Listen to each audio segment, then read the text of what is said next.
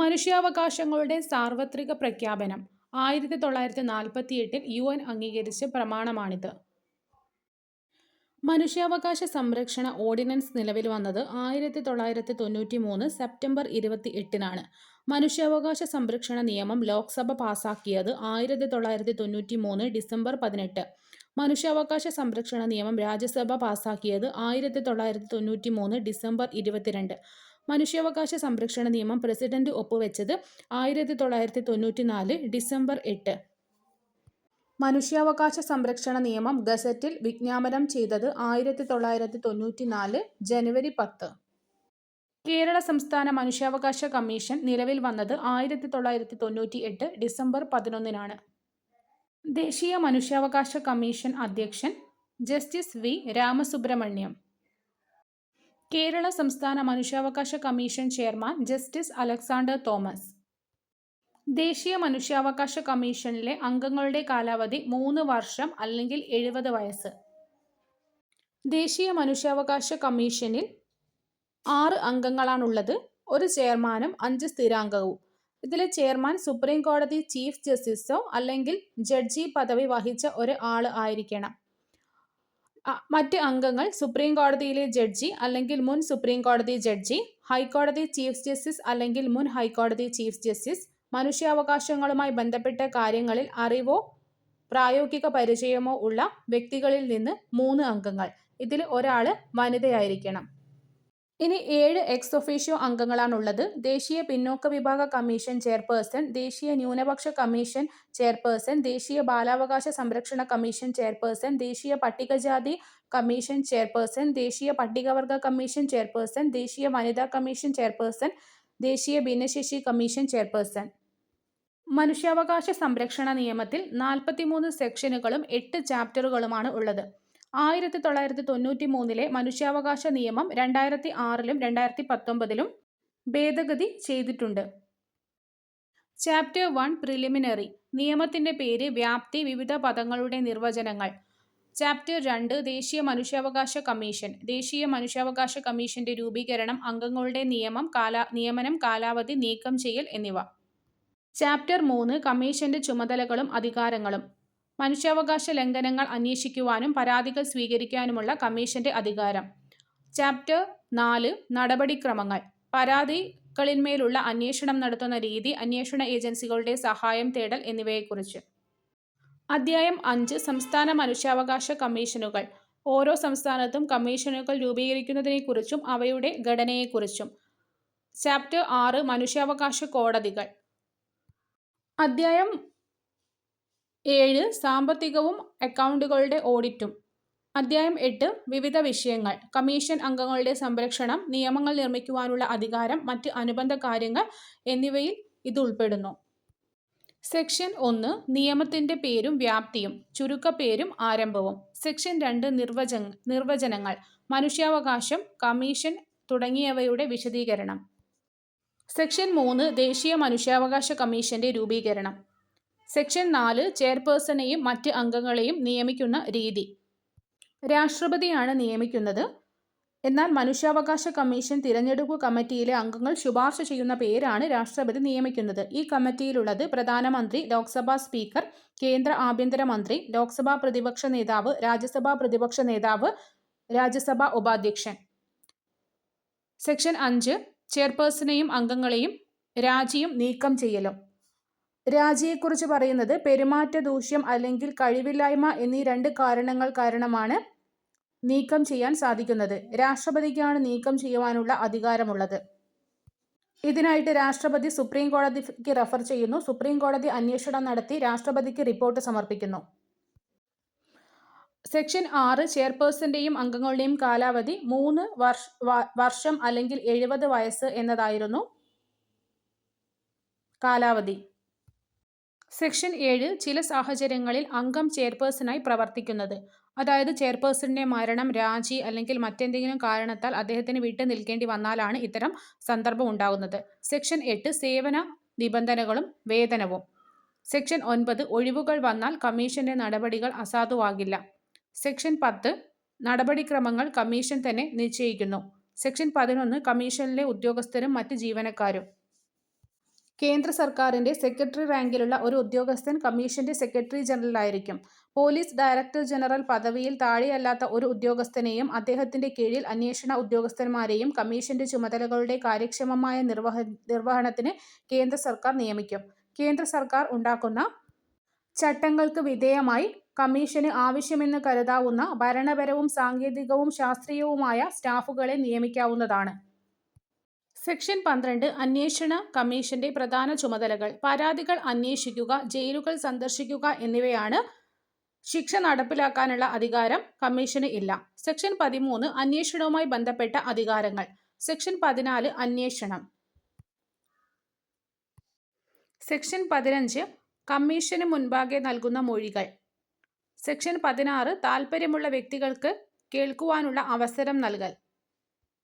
Section 17 പരാതികൾ അന്വേഷിക്കുവാൻ സംബന്ധിച്ച വിവരങ്ങൾ. സെക്ഷൻ 18 അന്വേഷണത്തിന് ശേഷമുള്ള നടപടികൾ. സെക്ഷൻ 19 സായുധ സേനയുമായി ബന്ധപ്പെട്ട നടപടിക്രമങ്ങൾ. സെക്ഷൻ 20 കമ്മീഷന്റെ വാർഷിക റിപ്പോർട്ടും പ്രത്യേക റിപ്പോർട്ടുകളും. കമ്മീഷന്റെ വാർഷിക റിപ്പോർട്ടുകൾ പാർലമെന്റിന്റെ ഓരോ സഭയിലും അല്ലെങ്കിൽ സംസ്ഥാന നിയമനിർമ്മാണ സഭയുടെ മുൻപാകെ യഥാക്രമം കേന്ദ്ര സർക്കാരും സംസ്ഥാന സർക്കാരും വയ്ക്കേണ്ടതാണ്. സെക്ഷൻ 21 സംസ്ഥാന മനുഷ്യാവകാശ കമ്മീഷന്റെ രൂപീകരണം. 1998 ഡിസംബർ 11 രൂപീകൃതമായത്. സെക്ഷൻ 22 സംസ്ഥാന കമ്മീഷൻ ചെയർപേഴ്സണെയും അംഗങ്ങളെയും നിയമിക്കുന്നത് ഗവർണറാണ്. ഒരു ചെയർപേഴ്സണും 2 അംഗങ്ങളും, അങ്ങനെ ആകെ അംഗസംഖ്യ 3 ആണ്. സെക്ഷൻ 23 ചെയർപേഴ്സന്റെയും അംഗങ്ങളുടെയും രാജിയും നീക്കം ചെയ്യലും. അംഗങ്ങളെ നിയമിക്കുന്നത് ഗവർണറാണ്, നീക്കം ചെയ്യുന്നത് രാഷ്ട്രപതിയാണ്. നിയമന കമ്മിറ്റിയിലെ അംഗങ്ങൾ ചെയർപേഴ്സൺ, മുഖ്യമന്ത്രി, നിയമസഭാ സ്പീക്കർ, സംസ്ഥാന ആഭ്യന്തരമന്ത്രി, നിയമസഭയിലെ പ്രതിപക്ഷ നേതാവ്. നീക്കം ചെയ്യുവാനുള്ള കാരണങ്ങൾ പെരുമാറ്റ ദൂഷ്യം അല്ലെങ്കിൽ കഴിവില്ലായ്മ. സെക്ഷൻ 24 സംസ്ഥാന കമ്മീഷൻ അംഗങ്ങളുടെ കാലാവധി 3 വർഷം അല്ലെങ്കിൽ 70 വയസ്സ്. ചില സാഹചര്യങ്ങളിൽ അംഗങ്ങളെ ചെയർപേഴ്സണായിട്ട് പ്രവർത്തിക്കുന്നുണ്ട്. അത് സെക്ഷൻ 25. സെക്ഷൻ 26 സേവന നിബന്ധനകളും വേതനവും. സെക്ഷൻ 27 സംസ്ഥാന കമ്മീഷനിലെ ഉദ്യോഗസ്ഥരും ജീവനക്കാരും. സെക്ഷൻ 28 സംസ്ഥാന കമ്മീഷന്റെ വാർഷിക റിപ്പോർട്ടും പ്രത്യേക റിപ്പോർട്ടുകളും. സെക്ഷൻ 29 ദേശീയ കമ്മീഷനെ സംബന്ധിച്ച ചില വ്യവസ്ഥകൾ സംസ്ഥാന കമ്മീഷനും ബാധകമാണ്. സെക്ഷൻ 30 മനുഷ്യാവകാശ കോടതികൾ സ്ഥാപിക്കൽ. സെക്ഷൻ 31 സ്പെഷ്യൽ പബ്ലിക് പ്രോസിക്യൂട്ടറെ നിയമിക്കുന്നത്. സെക്ഷൻ 32 കേന്ദ്ര സർക്കാർ നൽകുന്ന ഗ്രാന്റുകൾ. സെക്ഷൻ 33 സംസ്ഥാന സർക്കാർ നൽകുന്ന ഗ്രാന്റുകൾ. സെക്ഷൻ 34 ദേശീയ കമ്മീഷന്റെ അക്കൗണ്ടുകളും ഓഡിറ്റും. സെക്ഷൻ 35 സംസ്ഥാന കമ്മീഷന്റെ അക്കൗണ്ടുകളും ഓഡിറ്റും. സെക്ഷൻ 36 നിലവിലെ മറ്റ് കമ്മീഷനുകൾ പരിഗണിക്കുന്ന പരാതികൾ ഒഴിവാക്കുന്നത്. സെക്ഷൻ 37 പ്രത്യേക അന്വേഷണ സംഘങ്ങളെ രൂപീകരിക്കുന്നത്. സെക്ഷൻ 38 സന്മനസ്സോടെ ചെയ്യുന്ന പ്രവർത്തികൾക്കുള്ള സംരക്ഷണം. സെക്ഷൻ 39 കമ്മീഷൻ അംഗങ്ങളും ഉദ്യോഗസ്ഥരും പൊതുസേവകർ ആയിരിക്കും. സെക്ഷൻ 40 ചട്ടങ്ങൾ നിർമ്മിക്കുവാനുള്ള കേന്ദ്ര സർക്കാരിന്റെ അധികാരം. സെക്ഷൻ 40A മുൻകാല പ്രാബല്യത്തോടെ ചട്ടങ്ങൾ ഉണ്ടാക്കുവാനുള്ള അധികാരം. സെക്ഷൻ 41 ചട്ടങ്ങൾ നിർമ്മിക്കുവാനുള്ള സംസ്ഥാന സർക്കാരിന്റെ അധികാരം. സെക്ഷൻ 42 പ്രയാസങ്ങൾ നീക്കം ചെയ്യുവാനുള്ള അധികാരം. സെക്ഷൻ 43 റദ്ദാക്കലുകൾ. വിവരാവകാശ നിയമം 2005. ആകെ 31 സെക്ഷനുകളും 6 അധ്യായങ്ങളും 2 സ്കെഡ്യൂളുമാണ് ഇതിലുള്ളത്. ലോക്സഭയിൽ പാസാക്കിയത് 2005 മെയ് 11. പാർലമെന്റ് പാസാക്കിയത് 2005 ജൂൺ 15. നിലവിൽ വന്നത് 2005 ഒക്ടോബർ 12. നിലവിൽ വരുമ്പോൾ രാഷ്ട്രപതി APJ അബ്ദുൽ കലാമും പ്രധാനമന്ത്രി മൻമോഹൻ സിംഗുമാണ്. വിവരാവകാശ നിയമം പാസാക്കാൻ കാരണമായ പ്രസ്ഥാനം മസ്ദൂർ കിസാൻ ശക്തി സംഘടനാണ്. ഇത് സ്ഥാപിച്ചത് അരുണ റോയിയാണ്. കേരള സംസ്ഥാന വിവരാവകാശ കമ്മീഷണർ V. ഹരി നായരാണ്. Chief information commissioner of India Rajkumar Goyal. 2019 ഭേദഗതി നടത്തിയിട്ടുണ്ട്. 2019 ജൂലൈ 22 ലോക്സഭ പാസാക്കി. 2019 ജൂലൈ 25 രാജ്യസഭയും 2019 ഓഗസ്റ്റ് 1 രാഷ്ട്രപതിയായ രാംനാഥ് കോവിന്ദ് ഒപ്പുവെച്ചു. 2019 ഭേദഗതി പ്രകാരം ദേശീയ സംസ്ഥാന മുഖ്യ വിവരാവകാശ കമ്മീഷണർമാരുടെയും മറ്റ് വിവരാവകാശ കമ്മീഷണർമാരുടെയും കാലാവധി തീരുമാനിക്കുന്നത് കേന്ദ്ര സർക്കാരാണ്.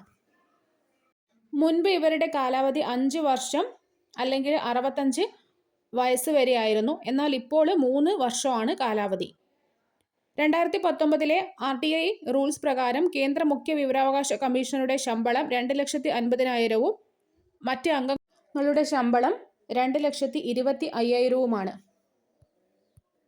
6 അധ്യായങ്ങളാണുള്ളത്. ഒന്നാമത്തേത് പ്രിലിമിനറി, 2 വിവരത്തിനുള്ള അവകാശവും പൊതു അധികാരസ്ഥാനങ്ങളുടെ കടമയും, 3 കേന്ദ്ര വിവരാവകാശ കമ്മീഷൻ, 4 സംസ്ഥാന വിവരാവകാശ കമ്മീഷൻ, 5 വിവരാവകാശ കമ്മീഷനുകളുടെ അധികാരങ്ങളും ചുമതലയും അപ്പീലും പിഴയും, 6 മെസ്സലേനിയസ്.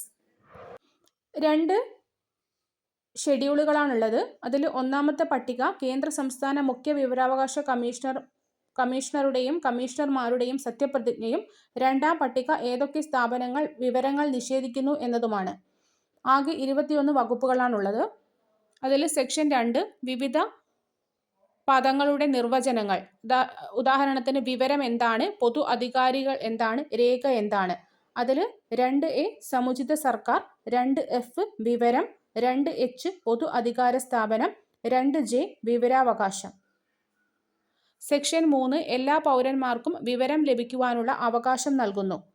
സെക്ഷൻ 4 പൊതു അധികാരികൾ വിവരങ്ങൾ സ്വമേധയാ വെളിപ്പെടുത്തേണ്ടതിനെക്കുറിച്ച്. സെക്ഷൻ 5 പബ്ലിക് ഇൻഫോർമേഷൻ കമ്മീഷണർമാരെ നിയമിക്കുന്നത് സംബന്ധിച്ച്. സെക്ഷൻ 5 സബ്സെക്ഷൻ 3 ഓരോ കേന്ദ്ര സംസ്ഥാന പബ്ലിക് ഇൻഫോർമേഷൻ കമ്മീഷണറും വിവരം ആവശ്യപ്പെടുന്ന ആളുകളിൽ നിന്നുള്ള അപേക്ഷകൾ കൈകാര്യം ചെയ്യേണ്ടതും ന്യായമായ സഹായം നൽകേണ്ടതുമാണ്. 5 സബ്സെക്ഷൻ 4 ഓരോ കേന്ദ്ര സംസ്ഥാന പബ്ലിക് ഇൻഫോർമേഷൻ ഓഫീസർമാർക്കും അവരുടെ കർത്തവ്യങ്ങൾ ശരിയായ നിർവഹണത്തിന് ആവശ്യമാണെന്ന് കരുതുന്ന സഹായം ഏതൊരു ഉദ്യോഗസ്ഥരിൽ നിന്നും തേടാവുന്നതാണ്. സെക്ഷൻ 6 വിവരങ്ങൾക്കായി അപേക്ഷിക്കേണ്ട രീതി. 6 സബ്സെക്ഷൻ 2 വിവരം ലഭിക്കുന്നതിന് അപേക്ഷ നൽകിയിട്ടുള്ള അപേക്ഷകനോട് അദ്ദേഹം ആ വിവരം ആവശ്യപ്പെടുന്നതിൻ്റെ കാരണമോ അയാളെ ബന്ധപ്പെടുന്നതിനുള്ള വിവരം ഒഴിച്ച് മറ്റ് വ്യക്തിപരമായ വിവരങ്ങളോ ആവശ്യപ്പെടാൻ പാടുള്ളതല്ല. അപേക്ഷാ ഫീ. വിവരങ്ങൾ A4 അല്ലെങ്കിൽ A3 പേജുകളാണെങ്കിൽ പേജ് ഒന്നിന് 2 രൂപയും വലിയ സൈസ് പേപ്പറിലാണെങ്കിൽ അതിന് ചെലവാവുന്ന തുക. അതുപോലെ തന്നെ A4ന് ഇപ്പോൾ 3 രൂപയാക്കിയിട്ടുണ്ട്. CD-യിലാണ് ആവശ്യപ്പെടുന്നതെങ്കിൽ 75 രൂപ. നേരിട്ട് വിവരം പരിശോധിക്കുന്നതിന് ആദ്യം 1 മണിക്കൂർ സൗജന്യവും തുടർന്ന് ഓരോ 30 മിനിറ്റിനും 10 രൂപ വീതവുമാണ് നൽകേണ്ടത്. ഫീസ് അടയ്ക്കുന്ന രീതി കോർട്ട് ഫീസ് സ്റ്റാമ്പ് വഴി, ഗവൺമെൻറ് ട്രഷറി ഫീസ് അടയ്ക്കാം, പബ്ലിക് ഇൻഫോർമേഷൻ ഓഫീസർ അല്ലെങ്കിൽ അസിസ്റ്റന്റ് പബ്ലിക് ഇൻഫോർമേഷൻ ഓഫീസർമാരുടെ നിർദ്ദിഷ്ട റെസിപ്റ്റ് വഴി ഫീസ് അടയ്ക്കാം. സൗജന്യ വിവരാവകാശത്തിന് അർഹരായിട്ടുള്ളത് വിവരാവകാശ നിയമത്തിൻ്റെ സെക്ഷൻ 7 സബ്സെക്ഷൻ 5 പ്രകാരം ദാരിദ്ര്യരേഖയ്ക്ക് താഴെയുള്ളവർ 30 ദിവസത്തെ പരിധിക്കുള്ളിൽ പൊതു അതോറിറ്റി അപേക്ഷാ വിവരങ്ങൾ നൽകിയില്ലെങ്കിൽ, മൂന്നാം കക്ഷി വിവരങ്ങളുടെ കാര്യത്തിൽ വിവരാവകാശ അപേക്ഷ സമർപ്പിച്ച് 40 ദിവസത്തിനുള്ളിൽ വിവരം ലഭിച്ചിട്ടില്ലെങ്കിൽ. ഈ 3 കേസിലും ഫ്രീ ആയിട്ട് ഇൻഫോർമേഷൻ നൽകാം.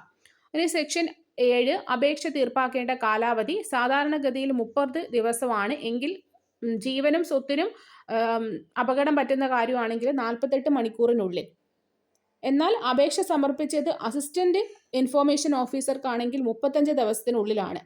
മൂന്നാം കക്ഷിയോട് വിവരം ഉൾപ്പെടുന്നുവെങ്കിൽ മറുപടി നൽകേണ്ടത് 40 ദിവസത്തിനുള്ളിലാണ്. മൂന്നാം കക്ഷിയോട് അഭിപ്രായം ആരായാൻ 5 ദിവസവും മൂന്നാം കക്ഷിക്ക് മറുപടി നൽകാൻ വേണ്ടിയിട്ട് 10 ദിവസവും.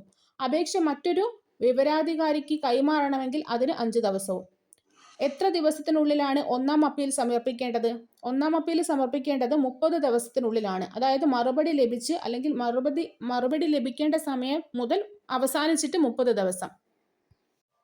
ഒന്നാം അപ്പീൽ തീർപ്പാക്കേണ്ടത് 30 ദിവസത്തിനുള്ളിലാണ്. മതിയായ കാരണം രേഖപ്പെടുത്തിയാൽ 40 ദിവസത്തിനുള്ളിൽ.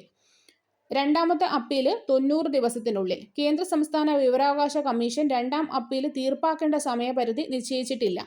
വിവരാവകാശ നിയമപ്രകാരം ലഭ്യമാകുന്ന വിവരങ്ങൾ ഗവൺമെൻറ് ഓഫീസുകളുമായി ബന്ധപ്പെട്ട ഫയലുകൾ, രേഖകൾ, സർക്കുലറുകൾ, ഉപദേശങ്ങൾ, കരാറുകൾ, ലോഗ് ബുക്ക്, സാമ്പിളുകൾ, പ്രമാണങ്ങൾ, മെമ്മോ, ഉത്തരവുകൾ, റിപ്പോർട്ടുകൾ, പത്രക്കുറിപ്പുകൾ, മാതൃകകൾ, ഇലക്ട്രോണിക് രൂപത്തിൽ കൈവശം വച്ചിരിക്കുന്ന വിവരങ്ങൾ, സ്ഥിതിവിവര കണക്ക്, ഇമെയിൽ, പൊതു അധികാരിക്ക് ലഭ്യമാകുന്ന സ്വകാര്യ സ്ഥാപനത്തെ സംബന്ധിച്ച വിവരങ്ങൾ എന്നിവ നമുക്ക് വിവരാവകാശ കമ്മീഷൻ മുഖാന്തരം ലഭ്യമാകും. സെക്ഷൻ 8 വിവരങ്ങൾ നൽകുന്നതിൽ നിന്ന് ഒഴിവാക്കലുകൾ. രാജ്യസുരക്ഷ, വിദേശ രാജ്യങ്ങളുമായിട്ടുള്ള ബന്ധം തുടങ്ങിയവ ബാധിക്കുന്ന വിവരങ്ങൾ നൽകേണ്ടതില്ല. Section 8 subsection 2 1923 official secrets act പ്രകാരം ഒഴിവാക്കിയിട്ടുള്ള വിവരങ്ങൾ വലിയ പൊതു താൽപര്യം ഉൾക്കൊള്ളുന്നവയാണെങ്കിൽ അവ വെളിപ്പെടുത്തുന്നതിന് വ്യവസ്ഥ ചെയ്യുന്ന വകുപ്പാണ്. സെക്ഷൻ 9 പകർപ്പവകാശം ലംഘിക്കുന്ന വിവരങ്ങൾ നിരസിക്കുവാനുള്ള അധികാരം. സെക്ഷൻ 11 മൂന്നാം കക്ഷിയുടെ വിവരങ്ങൾ നൽകുന്നതിനുള്ള നടപടിക്രമം.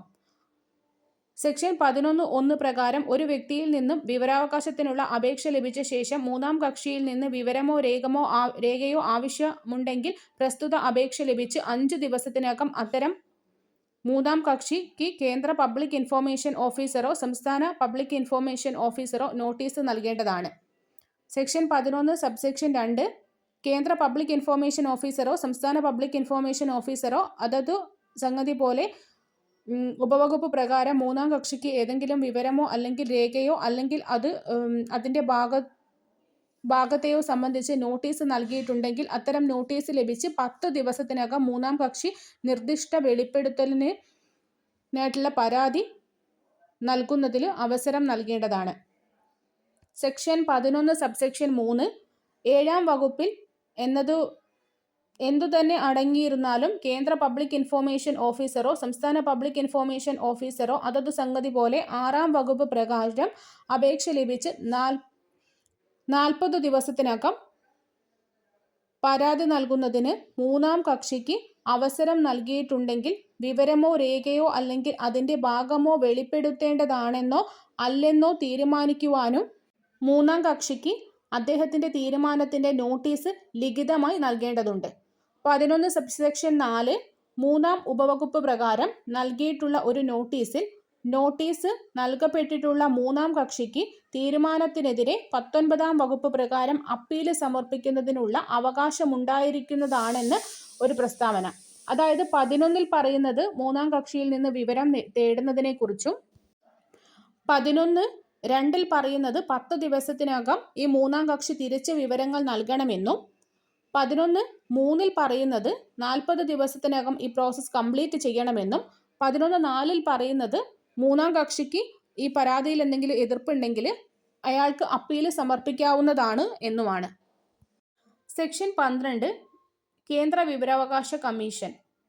കേന്ദ്ര വിവരാവകാശ കമ്മീഷൻ ഉൾപ്പെടുന്ന മന്ത്രാലയം ministry of personal and training മന്ത്രാലയമാണ്.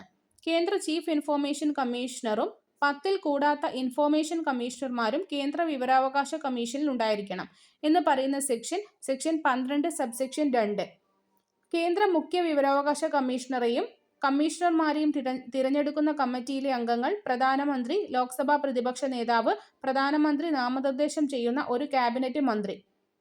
മുഖ്യ വിവരാവകാശ കമ്മീഷണറും മറ്റ് കമ്മീഷണർമാരും പൊതുരംഗത്ത് പരിചയ സമ്പന്നരായിരിക്കണം. അതായത് നിയമം, ശാസ്ത്രം, സാങ്കേതിക വിദ്യ, സാമൂഹ്യ സേവനം, മാനേജ്മെന്റ്, പത്രപ്രവർത്തനം, മാസ് മീഡിയ, ഭരണം എന്നിവയിൽ എന്ന് പറയുന്നത് സെക്ഷൻ 12 സബ്സെക്ഷൻ 5 ആണ്. മുഖ്യ വിവരാവകാശ കമ്മീഷണറും മറ്റ് കമ്മീഷണർമാരും ഒരു നിയമനിർമ്മാണ സഭയിലും അംഗമായിരിക്കാൻ പാടില്ല എന്ന് പറയുന്നത് സെക്ഷൻ 12 സബ്സെക്ഷൻ 6. കേന്ദ്ര മുഖ്യ വിവരാവകാശ കമ്മീഷണറായ ആദ്യ വ്യക്തി വജാഹത്ത് അബീബുള്ളയും ആദ്യ വനിത ദീപക് സന്ധു, രണ്ടാമത്തെ വനിത സുഷമ സിംഗുമാണ്. കേന്ദ്ര മുഖ്യ വിവരാവകാശ കമ്മീഷണറെയും കമ്മീഷണർമാരെയും നിയമിക്കുന്നത് പ്രസിഡന്റ് ആണ്. കേന്ദ്ര മുഖ്യ വിവരാവകാശ കമ്മീഷണറും കമ്മീഷണർമാരും സത്യപ്രതിജ്ഞ ചെല്ലുന്നത് പ്രസിഡന്റിന് മുൻപാകെയാണ്. സെക്ഷൻ 12 സബ്സെക്ഷൻ 7 പ്രകാരം കേന്ദ്ര ഇൻഫർമേഷൻ കമ്മീഷന്റെ ആസ്ഥാനം ഡൽഹിയിലായിരിക്കണം. കേന്ദ്ര സർക്കാരിന്റെ മുൻകൂട്ടിയുള്ള അംഗീകാരത്തോടെ കേന്ദ്ര ഇൻഫർമേഷൻ കമ്മീഷണർക്ക് ഭാരതത്തിൽ എവിടെയും ഓഫീസ് സ്ഥാപിക്കാവുന്നതാണ്. കേന്ദ്ര സംസ്ഥാന വിവരാവകാശ കമ്മീഷണർമാരുടെ സത്യപ്രതിജ്ഞയെക്കുറിച്ച് പ്രതിപാദിക്കുന്നത് 1-ാം ഷെഡ്യൂളിലാണ്. രാജിക്കത്ത് സമർപ്പിക്കേണ്ടതും ഇവർ പ്രസിഡന്റിനാണ്.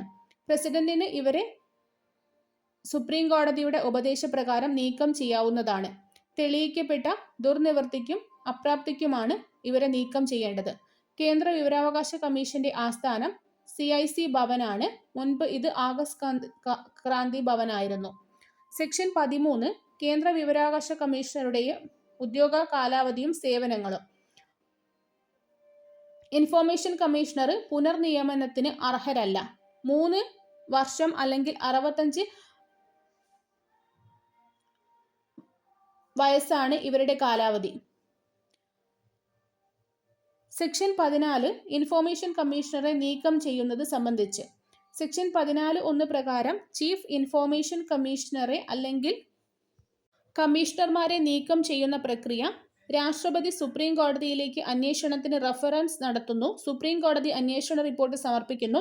നീക്കം ചെയ്യേണ്ടതാണെന്ന് റിപ്പോർട്ട് ലഭിക്കുകയാണെങ്കിൽ തെളിയിക്കപ്പെട്ട പെരുമാറ്റ ദൂഷ്യത്തിന്റെ അല്ലെങ്കിൽ കഴിവില്ലായ്മയുടെ കാരണത്തിൽ രാഷ്ട്രപതി മുഖേന നീക്കം ചെയ്യുന്നു. സെക്ഷൻ 15 കേന്ദ്ര വിവരാവകാശ കമ്മീഷണറുടെ ഉദ്യോഗ കാലാവധിയും സേവന വ്യവസ്ഥയും. കേരള സംസ്ഥാന വിവരാവകാശ കമ്മീഷണർ രൂപീകൃതമായത് 2005 ഡിസംബർ 19 സംസ്ഥാന ഇൻഫോർമേഷൻ കമ്മീഷണറും 10 കൂടാത്ത ഇൻഫോർമേഷൻ കമ്മീഷണറുമാണ് ഉണ്ടായിരിക്കേണ്ടത്.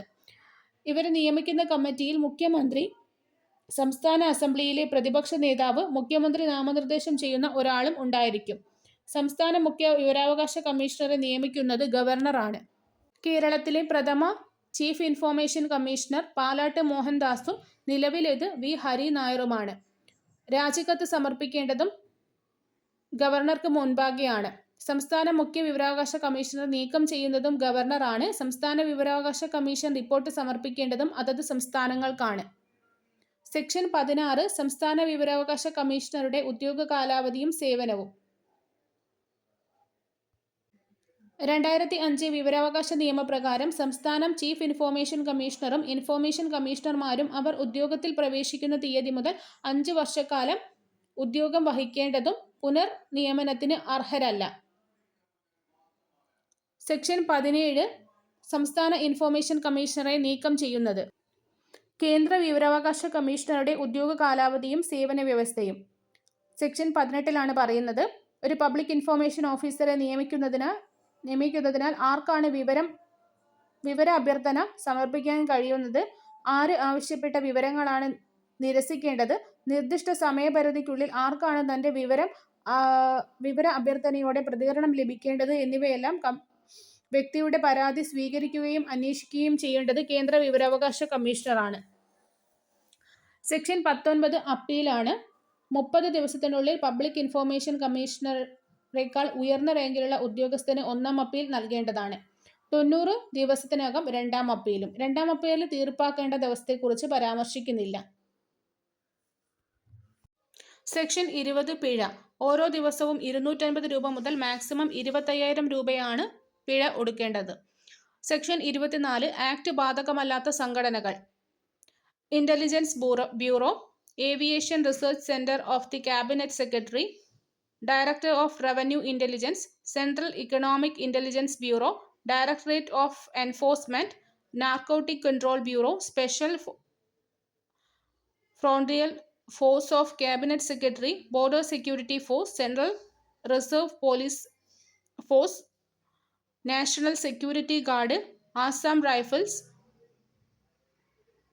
Finance intelligence unit India, strategical force command, national intelligence grid എന്ന് തുടങ്ങി കുറേ സ്ഥാപനങ്ങളെ വിവരാവകാശ നിയമത്തിൽ നിന്ന് ഒഴിവാക്കിയിട്ടുണ്ട്. സെക്ഷൻ 25 വാർഷിക റിപ്പോർട്ട് സമർപ്പിക്കുന്നതുമായിട്ട് ബന്ധപ്പെട്ടതാണ്. സെക്ഷൻ 26 ബോധവൽക്കരണ പരിപാടികൾ തയ്യാറാക്കൽ. സെക്ഷൻ 27 ചട്ടങ്ങൾ ഉണ്ടാക്കാൻ സർക്കാരിനുള്ള അധികാരം. സെക്ഷൻ 28 ചട്ടങ്ങൾ ഉണ്ടാക്കാൻ ബന്ധപ്പെട്ട അധികാരികൾക്കുള്ള അധികാരം. സെക്ഷൻ 29 ചട്ടങ്ങൾ പാർലമെന്റിൽ അല്ലെങ്കിൽ നിയമസഭയിൽ സമർപ്പിക്കൽ. സെക്ഷൻ 30 പ്രായോഗിക തടസ്സങ്ങൾ നീക്കം ചെയ്യുവാനുള്ള അധികാരം. സെക്ഷൻ 31 റദ്ദാക്കലുകൾ. ഇന്ത്യൻ പൗരർ അല്ലാത്തവർക്കും വിവരാവകാശ നിയമപ്രകാരം വിവരങ്ങൾ അന്വേഷിക്കാമെന്ന് 2023 വിധി പ്രഖ്യാപിച്ച ഹൈക്കോടതി ഡൽഹി ഹൈക്കോടതി. കേരളത്തിൽ 5 തരം ജയിലുകളാണുള്ളത്. 16 sub jail, 16 special sub jail, 13 district jail. Malappuram ജില്ലയിൽ ഡിസ്ട്രിക്ട് ജയിൽ ഇല്ല. 4 central jail, 3 open jail. Sub jail 1 മാസം വരെ ശിക്ഷയുള്ള റിമാൻഡ് വിചാരണ തടവുകാരെ പാർപ്പിക്കുന്ന ഇടമാണ് സബ് ജയിൽ. 3 മാസം വരെ ശിക്ഷയുള്ളവരെ സ്പെഷ്യൽ സബ് ജയിൽ. 6 മാസം വരെ ശിക്ഷയുള്ളവരെ ഡിസ്ട്രിക്ട് ജയിൽ. 6 മാസത്തിനു മുകളിൽ ശിക്ഷയുള്ളവരെ സെൻട്രൽ ജയിലിലാണ് പാർപ്പിക്കുന്നത്. കേരളത്തിലെ 4 സെൻട്രൽ ജയിലുകളാണുള്ളത്. കണ്ണൂർ, പൂജപ്പുര, വിയ്യൂർ, തവനൂർ. സബ് ജയിലുകൾ Attingal, Alappuzha, Meenachil, Peermade, Mattancherry, Ernakulam, Aluva, Chavakkad, Viyyur, Alathur, Ottapalam, Perinthalmanna, Ponnani, Tirur, Koyilandy, Vadakara, Kannur. Special sub jail Thiruvananthapuram Poojappura, Neyyattinkara, Kottarakkara, Mavelikkara, Ponkunnam, Devikulam, Muvattupuzha, Irinjalakuda, Chittur, Manjeri, Kozhikode, Vythiri, Thalassery, Kuthuparamba, Kasaragod, Kannur. ജില്ലാ ജയിൽ തിരുവനന്തപുരം പൂജപ്പുര, കൊല്ലം തേവള്ളി, പത്തനംതിട്ട, ആലപ്പുഴ, കോട്ടയം, ഇടുക്കി മുട്ടം, എറണാകുളം, തൃശൂർ വിയ്യൂർ, പാലക്കാട് മലമ്പുഴ, കോഴിക്കോട്, കണ്ണൂർ, വയനാട് മാനന്തവാടി, കാസർഗോഡ് ഹോസ്ദുർഗ്. കേരളത്തിൽ 3 തുറന്ന ജയിലുകളാണുള്ളത്. 2 എണ്ണം പുരുഷന്മാർക്ക് വേണ്ടിയിട്ടും 1 സ്ത്രീകൾക്ക് വേണ്ടിയിട്ടുമാണ്. ആദ്യത്തെ തുറന്ന ജയിൽ നെട്ടുകാൽത്തേരി, തിരുവനന്തപുരം. രണ്ടാമത്തത് ചീമേനി, കാസർഗോഡ്. മൂന്നാമത്തതും ഏക വനിതാ തുറന്ന ജയിലും പൂജപ്പുര, തിരുവനന്തപുരം. വനിതാ ജയിലുകൾ Neyyattinkara, Kannur, Viyyur. High security jail Viyyur. കേരളത്തിലെ ഏറ്റവും പഴക്കം ചെന്ന ജയിൽ കോഴിക്കോട്. കേരളത്തിലെ ആദ്യത്തെ സെൻട്രൽ ജയിൽ കണ്ണൂർ. കേരളത്തിലെ ഏറ്റവും വലിയ central jail Poojappura. Freedom food making unit 2011 Poojappura ജയിലിലാണ് ആരംഭിച്ചത്. കേരള സർക്കാർ നിർമ്മിച്ച സെൻട്രൽ ജയിൽ തവനൂർ. ബോർസ്റ്റൽ സ്കൂളുകൾ പ്രധാനമായും 18 മുതൽ 21 വയസ്സിന് ഇടയിൽ പ്രായമുള്ള യുവ കുറ്റവാളികളെ പുനരധിവസിപ്പിക്കുന്നതിനും അവർക്ക് തൊഴിൽ പരിശീലനം നൽകുന്നതിനുമായിട്ട് സ്ഥാപിച്ചിട്ടുള്ളതാണ്. കേരളത്തിൽ തൃക്കാക്കരയിലാണ് ബോർസ്റ്റൽ സ്കൂൾ സ്ഥിതി ചെയ്യുന്നത്. Jail training school Poojappura 1957. 1988 ഇതിൻ്റെ പേര് മാറ്റി ഇപ്പോൾ ഇത് state institute of correctional administration എന്നാണ് അറിയപ്പെടുന്നത്. First principal G Ramachandra Pillai. Kerala jail വകുപ്പിൻ്റെ ആസ്ഥാനം പൂജപ്പുരയിലാണ്. കേരള ജയിൽ വകുപ്പിൻ്റെ head director general of prisons and correctional service. കേരളത്തിലെ ജയിലുകളെ വടക്കൻ, തെക്കൻ, മധ്യ എന്നിങ്ങനെ 3 സോണുകളാക്കി മാറ്റിയിട്ടുണ്ട്. ഇവയിൽ ഓരോ സോണിനും നേതൃത്വം കൊടുക്കുന്നത് deputy inspector general of prisons ആണ്. Kerala prisons rule 1958. 1894 Indian prisons ആക്ടും 1950 ട്രാവൻകൂർ കൊച്ചിൻ പ്രിസൺസ് ആക്ടും കമ്പൈൻ ചെയ്തിട്ടാണ് ആദ്യമായിട്ട് കേരളത്തിൽ ഒരു പ്രിസൺസ് റൂൾ വരുന്നത്. പിന്നീട് Kerala prisons and correctional service management act 2010 വന്നു. അതിനുശേഷം അതിലെ ചട്ടങ്ങൾ 2014 നിലവിൽ വന്നു. ഡെറ്റിന്യൂ എന്ന് പറയുകയാണെങ്കിൽ തടങ്കലിൽ കഴിയുന്ന ആൾക്കാരെയാണ് ഡെറ്റിന്യൂ എന്ന് പറയുന്നത്. അകമ്പടി സന്ദർശന സമയം 24 മണിക്കൂറാണ്, അതായത് ട്രാവൽ ഒഴിച്ചിട്ടുള്ള സമയം. അധ്യായം 3 സെക്ഷൻ 11 ജയിൽ പരിശീലനത്തെക്കുറിച്ചാണ് പറയുന്നത്. ജയിൽ അച്ചടക്ക സമിതിയിൽ jail superintendent, joint superintendent, welfare officer, medical officer എന്നിങ്ങനെ 4 അംഗങ്ങളാണ് ഉണ്ടായിരിക്കുക. പ്രത്യേകം മാറ്റി താമസിപ്പിക്കുന്നത് ഡെറ്റിന്യൂ, സൈനിക തടവുകാർ, വിദേശ തടവുകാർ, അപകടകാരികളായ തടവുകാർ, സാംക്രമിക രോഗങ്ങളുള്ളവർ. എ ക്ലാസ് തടവുകാർ, പതിവ് കുറ്റക്കാർ അല്ലാത്തവർ, സൽസ്വഭാവികൾ, നിസ്സാര കുറ്റം ചെയ്തവർ. ബി ക്ലാസ് തടവുകാർ, ഉയർന്ന സാമൂഹിക പദവിയുള്ള, ഉയർന്ന വിദ്യാഭ്യാസമുള്ള, സൽസ്വഭാവിയായ പതിവ് കുറ്റവാളിയാണ് ബി ക്ലാസ് തടവുകാർ എന്ന് പറയുന്നത്. സി ക്ലാസ് തടവുകാർ, അധമന്മാർ, സഭ്യതയില്ലാത്തവർ. കേരള പ്രിസൺസ് ആക്ടിൽ ആകെ 20 അധ്യായങ്ങളും 102 സെക്ഷൻസുമാണ് ഉള്ളത്. അധ്യായം 16 പരോളിനെ കുറിച്ച് പറയുന്നത്. ശിക്ഷയുടെ 1/3 കൂടുതലാവാൻ പാടില്ല പരോളിലെ ദിവസം. പരോൾ ലംഘിച്ചാൽ 2 വർഷം തടവും അതിന് കൂടെ പിഴയും ഉണ്ടാകും. പരാതി പരിഹാര സമിതി 3 മാസത്തിലൊരിക്കൽ കൂടേണ്ടതാണ്. ജയിൽ ഉപദേശക സമിതി, DGP ഓഫ് പ്രിസൺസ്, ജില്ലാ കളക്ടർ, ജില്ലാ പോലീസ് മേധാവി, ജില്ലാ സെഷൻസ് ജഡ്ജി, ജയിൽ സൂപ്രണ്ട്, ജില്ലാ പ്രൊബേഷൻ ഓഫീസർ, സർക്കാർ നിയമിക്കുന്ന 3 അംഗങ്ങൾ. ഉപദേശക സമിതിയുടെ നിർദ്ദേശം കൂടാതെയും സർക്കാരിന് സ്വയം തടവുകാരെ വിട്ടയക്കാവുന്നതാണ്. ഇന്ത്യയിൽ ആദ്യമായിട്ട് ബോസ്റ്റൽ സ്കൂൾ സ്ഥാപിച്ചത് പഞ്ചാബിലാണ് 1926. UN കറക്ഷണൽ അഡ്മിനിസ്ട്രേഷൻ വിദഗ്ധൻ ഡോക്ടർ വാട്ടൺ സി. റെക്ലസ്. ഇന്ത്യയിൽ ആദ്യമായി ജയിലുകളെക്കുറിച്ച് പഠനം നടത്തിയത് ജസ്റ്റിസ് AN മുള്ള committee 1980. National expert committee on woman prisoner 1986, justice VR Krishna Iyer. Kerala സർക്കാർ ജയിലുകളെക്കുറിച്ച് പഠിക്കാൻ നിയോഗിച്ചത് ഉദയഭാനു കമ്മിറ്റി 1991-93. 2017 ഒരു കമ്മിറ്റി വന്നു, അലക്സാണ്ടർ ജേക്കബ് കമ്മിറ്റി. കേരളത്തിലെ ആദ്യത്തെ jail inspector general AV John. ജയിലിൽ കുറ്റവാളികൾക്ക് തൊഴിലും നൽകുന്നുണ്ട്. അപ്പം അവർ ചെയ്യേണ്ട പണികളിൽ കൂടുതൽ പേരും ഏർപ്പെട്ടിരിക്കുന്നത് കൃഷിപ്പണിയിലാണ്. കൃഷി, പശുനോട്ടം, പശുക്കറവ, ലൈബ്രറി നിയന്ത്രണം, കമ്പ്യൂട്ടർ ജോലികളെല്ലാം അവിദഗ്ധ ജോലികളായിട്ടാണ് ജയിലിൽ അറിയപ്പെടുന്നത്. ഓപ്പൺ ജയിലിലെ തടവുകാർക്ക് കൂടുതൽ ശമ്പളം ഉണ്ടാവും. വേതനത്തിന്റെ 50% അവരുടെ കുടുംബത്തിലേക്ക് അയച്ചു കൊടുക്കും. 25% ക്യാൻറ്റീൻ ആവശ്യങ്ങൾക്ക് ഉപയോഗിക്കും. 25% മോചിതമാകുമ്പോൾ അവർക്ക് ലഭിക്കും. അധ്യായം 17 അവധികളെക്കുറിച്ച് പറയുന്നത്. സാധാരണ അവധി, അടിയന്തര അവധി, ഹോം ലീവ്.